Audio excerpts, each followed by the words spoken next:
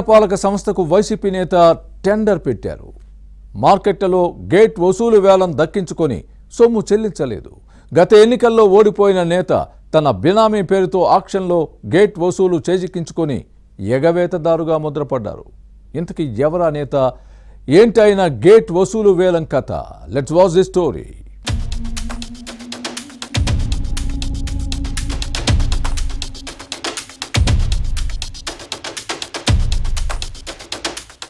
YCP అధికారంలో ఉండగా Chittoor incharge Vijayananda Reddy రాజకీయంగా చేయని విన్యాసం అంటూ లేదు. అధికారాన్ని అడ్డం పెట్టుకుని ఆఫీసర్లతో తన పనులు చేయించుకున్నారు. ప్రభుత్వ ఖజానాను కొల్లగొట్టేలా వ్యవహరించారు. ఈ వ్యవహారంలో ఇప్పుడు అధికారుల చుట్టూ ఉచ్చు బిగుస్తోంది. తమ బినామీతో మార్కెట్లలో గేట్ వసూలు వేలం దక్కించుకుని నగరపాలక సంస్థకు సొమ్ము చెల్లించకపోవడంతో ఇప్పుడు అధికారులకు చిక్కులు తప్పటం లేదు. విజయానందరెడ్డి రాజకీయ ఎత్తుగడలు తమ మెడకు చుట్టుకుంటున్నాయని టెన్షన్ పడుతున్నారు.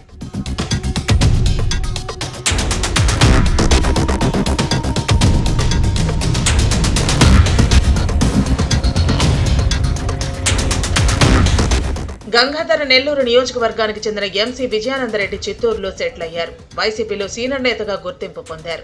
2019 ఎన్నికల్లో ఉమ్మడి చిత్తూరు జిల్లాలో 3-4 నియోజకవర్గాల్లో పార్టీ అభ్యర్థుల గెలుపు కోసం బాగా ఖర్చు పెట్టినట్లు ప్రచారం జరిగింది. దీంతో జగన్ అప్పట్లో ఆర్టీసీ వైస్ చైర్మన్ పదవిని కట్టబెట్టారు. వైసీపీ అధికారంలోకి రాకముందు విజయానందరెడ్డిపై ఎర్రచందనం కేసులు నమోదయ్యాయి. ఈడీ యాక్ట్ కింద అరెస్టై జైలుకు వెళ్లి బెయిల్పై బయటకొచ్చారు.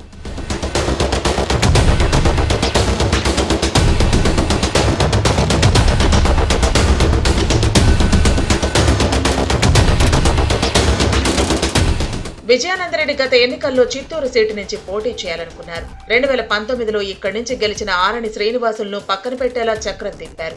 5 ఏళ్లు ఇద్దరి మధ్య ఆధిపత్య పోరు నడిచింది. గత ఎన్నికల ముందు శ్రీనివాసులకు రాజ్యసభ సీటు హామీతో విజయానందరెడ్డికి చిత్తూరు టికెట్ కేటాయించింది వైసీపీ అధినాయకత్వం. కానీ శ్రీనివాసులకు ఇచ్చిన హామీని నిలబెట్టుకోలేదు.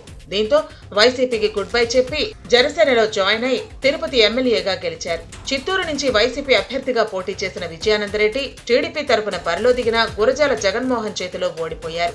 ఆ తర్వాత రాజకీయ పరిణామాలు మారిపోయాయి.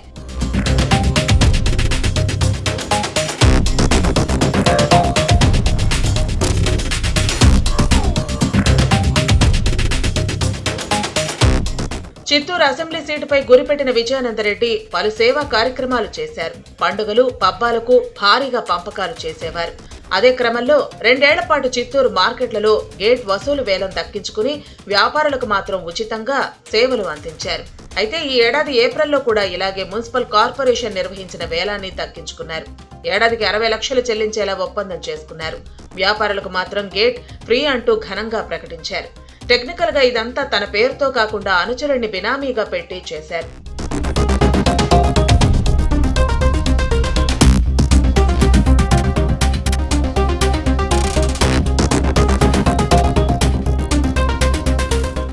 విజయానందరెడ్డి వేలం దక్కించుకోవడంతో మార్కెట్లలో వ్యాపారుల నుంచి ఎవరూ గేట్ వసూలు చేసేవారు కాదు. వేలంను చేజిక్కించుకుని 7 నెలలైనా మున్సిపల్ కార్పొరేషన్ కు సొమ్ము జమ చేయలేదు.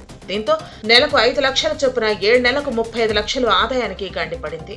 ఆక్షన్ వేసిన వెంటనే ఓ విడత డబ్బుల్ని వసూలు చేయాల్సిన అధికారులు నిర్లక్ష్యం వహించారు.